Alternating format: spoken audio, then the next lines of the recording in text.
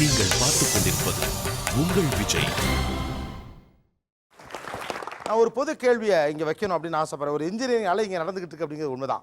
இந்த இன்ஜினியரிங் அலை நடந்து கொண்டிருப்பதால் நிறைய பேர் இன்ஜினியரிங் படிப்பதால் தனிமனித அளவில், குடும்பத்தில், சமூகத்தில், சோஷியோ பொலிட்டிக்கல், எக்கனாமிக்கல் எல்லா விஷயத்திலையும் தமிழ்நாட்டில் என்ன மாற்றங்கள் ஏற்பட்டிருக்கு, நன்மைகள் ஏற்பட்டிருக்குன்னு நினைக்கிறீங்க? விவசாயம் இருந்தாலும் விவசாயத்தின் மகனை படிக்க வைக்கிறதுனால, இன்ஜினியரிங் படிக்க வைக்கிறதுனால அவள் இன்ஜினியரிங் ஆனதுக்கு அப்புறம் தான் ஒரு லைஃப்பில் ஒரு சேஞ்சஸே வருது. ஓகே, சம்பாரிச்சு கொடுக்குறான், நாங்களும் ஒரு லைஃப்பில் செட்டில் ஆகிறோம்னா என்னுடைய மகன் படித்து இன்ஜினியரிங் முடிச்சு வந்ததுனால தான் நாங்கள் செட்டில் ஆகிறோம். ஓகே. பிடி சுத்துற பையனோட பிடி சுத்துற அவங்களோட பையன் வந்துட்டு இன்னைக்கு வந்துட்டு ஒரு சொன்ன மாதிரி ஒரு கோர் கம்பெனியில் டாப் பொசிஷனில் இருக்கிறனால இன்னைக்கு அவங்க வீடு வந்துட்டு ஒரு பெட்டிக்கடை சைஸில் இருந்தவங்க ஒரு லோவர் மிடில் கிளாஸ் வந்து ஒரு மிடில் கிளாஸ் மிடில் கிளாஸ் வந்து ஹையருக்கு போகிறதுக்கும் லோவர் வந்துட்டு மிடில் கிளாஸ்க்கு வர்றதுக்கான ஏற்றத்தை வந்து இந்த இன்ஜினியரிங் வந்து கொண்டு வந்திருக்கு. ஒன்று, பொருளாதார முன்னேற்றம் ஒரு குடும்பத்திற்கு ஏற்படுகிறது. Point number 1. வேற என்ன? நிறைய இண்டஸ்ட்ரீஸ் வந்து தமிழ்நாடு நோக்கி வருது. அதர் ஸ்டேட் பீப்புள் இங்க நமக்கு வந்து ஒர்க் பண்றதுக்காக வர்றாங்க. நிறைய இண்டஸ்ட்ரீஸ் உருவாகுது. அதர் ஸ்டேட்ல இருந்து இங்க வந்து வேலை பார்க்க பி ரீஜன், சி ரீஜன்ல இருந்து ஏ ரீஜனை நோக்கி நம்மளை நோக்கி வந்துகிட்டு இருக்காங்க. வேற மிடில் கிளாஸ் பீப்புளாக இருக்கட்டும், இல்லை புவர் பீப்புளாக இருக்கும்போது கூட ஈஸியாக வந்து நாலேஜ் ஷேரிங் நடக்குது.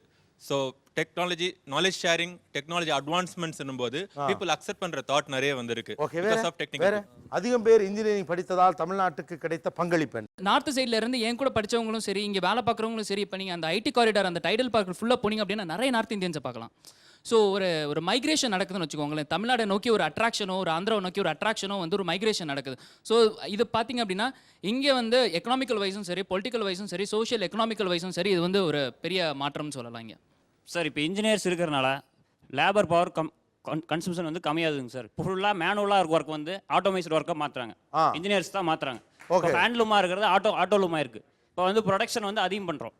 ப்ரொடக்ஷன் அதிகம் பண்ணுறாலும் டோட்டலாகவே ப்ரொடக்டிவிட்டி அதிகமாக ப்ரொடக்டிவிட்டி அதிகமாக இருக்குது. சமூக ஏற்றத்தாழ்வுகள் குறைந்திருக்கிறது. ஒரு மிடில் கிளாஸ் கொஞ்சம் தன்னுடைய பொருளாதாரத்தை அதிகரிச்சிருக்குது. டெக்னாலஜிக்கல் அவேர்னஸ் கிடைச்சிருக்கு. வேற ஏதாவது லாஸ்ட் பாயிண்ட் இருக்கா? இப்போ வந்து அதிக டிசைன்ஸ் வந்து அப்டேட்டடாக இருக்கும். இப்போதைக்கு இன்ஜினியர்ஸ் அதிகமாக டெவலப் ஆகிறதுனால டிசைன்ஸ் வந்து நம்ம வந்து அப்ராட் கல்ச்சர்ஸோட டிசைன்ஸ் வந்து நாங்கள் இதில் வந்து இன்பில்ட் பண்ணுறோம். வீடுகளில். Okay, yes. அதே மாதிரி வீட்டில் பேரண்ட்ஸும் வந்து என்ன நினைக்கிறாங்கன்னா, பணக்கார வீடுங்களாம் இப்படி இருக்கும், நம்ம வீட்லேயும் இப்படி மாற்றணும் அப்படின்னு வந்து ஒரு அவங்களுக்குள்ளே ஒரு புத்துணர்ச்சி எங்கள் மூலியமாக எங்கள் பேரண்ட்ஸ்க்கு நடக்குது.